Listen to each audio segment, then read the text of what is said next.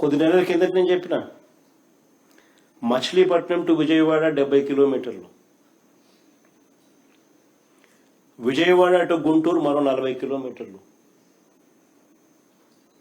మచిలీపట్నంలో మేము కడతా ఉన్న పోర్టు, మా హయాంలో పోర్టుకు శ్రీకారం చుట్టాం,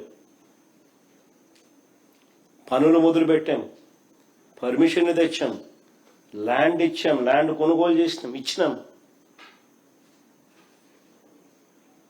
ఫైనాన్షియల్ క్లోజర్ కంప్లీట్ చేసినాం.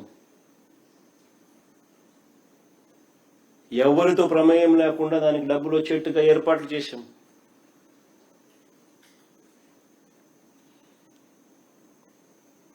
ఈరోజు చెన్నై అనేది పోర్ట్ సిటీ, బాంబే అనేది ఈరోజు పోర్ట్ సిటీ.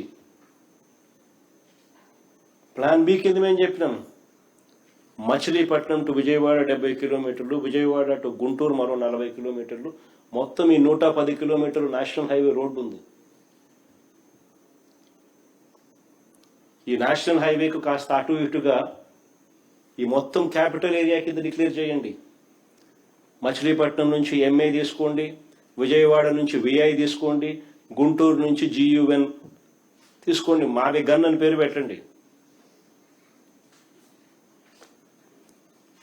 మచిలీపట్నం, విజయవాడ, గుంటూరు, మా వి గన్. సరే, గన్ అంటే బాగుండదు నీకు, అది జగన్ అనేది గుర్తుకొస్తుంది లేననుకుంటే సరే వేరే పేరు పెట్టండి.